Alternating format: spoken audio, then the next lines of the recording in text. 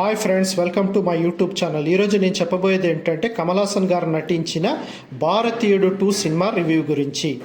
కమల్ హాసన్ గారు, సిద్ధార్థ్ గారు, మరి రకుల్ ప్రీత్ సింగ్, సముద్రకని, ఎస్జే సూర్య, ప్రియా భవాని, బ్రహ్మానందం చాలామంది ఈ సినిమాలో యాక్ట్ చేశారు. ఈ సినిమా వచ్చేసి తమిళ్, తెలుగు, హిందీ భాషలో ఈరోజే రిలీజ్ అయ్యింది.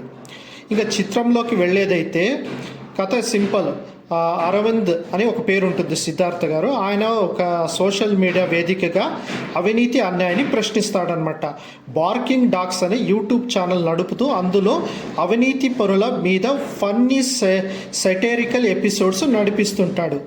అరవింద్ తండ్రి అంటే సిద్ధార్థ గారి తండ్రి సముద్రకని అవినీతి నిరోధక శాఖలో పనిచేస్తుంటారు. సమాజంలో జరుగుతున్న అన్యాయాలని ఎదురించాలని అరవింద్ ఆరాట పడుతుంటాడు. కానీ తిరిగి అరవింద్కు సమస్యలు వస్తాయి. అరవింద్ అండ్ గ్యాంగ్ పోలీసులు అరెస్ట్ చేస్తారు. అంటే ఈయన ఎప్పుడు గవర్నమెంట్కి ఎగనెస్ట్గా వీడియోస్ చేస్తుంటాడు కాబట్టి ఒకసారి వాళ్ళు గవర్నమెంట్ వాళ్ళు ఏం చేస్తారో ఈయన అరెస్ట్ చేపిస్తారనమాట. సో ఈయన అరెస్ట్ అయినాక నెక్స్ట్ ఏం చేస్తాడు, కమ్ బ్యాక్ ఇండియన్ అనే ఒక హ్యాష్ ట్యాగ్ని క్రియేట్ చేస్తాడనమాట. ఆ హ్యాష్ ట్యాగ్ చివరికి కమల్ హాసన్ వరకు చేరుకొని కమల్ హాసన్ గారు రంగంలో దిగుతారు. ఈయన కమల్ హాసన్ మనం ఫస్ట్లో చూసాము సేనాపతి.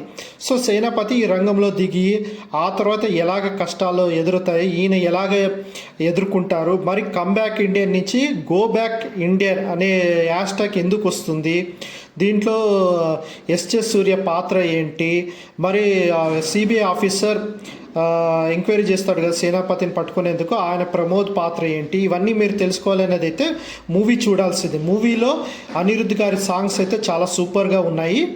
సో అది సేనాపతి మరి ఏ రకంగా అన్యాయాన్ని ఎదుర్కొంటాడు, ప్రాణాలు తెగించి తెల్లదొరల నుంచి విడిపించుకున్న ఈ దేశంలో జరుగుతున్న అవినీతి లంచగొండితని ఎలా సహించలేకపోయాడు సేనాపతి అనేది మీరు ఈ సినిమాలు చూడాల్సింది. మొత్తం సినిమా అయితే చాలా సూపర్గా ఉంది. మీరు మూవీలో హాల్లో సినిమా చూడండి. ఇలాంటి మరెన్నో విషయాలు మీరు తెలుసుకోవాలి అనుకునేది అయితే నా యూట్యూబ్ ఛానల్ను సబ్స్క్రైబ్ చేసుకోండి.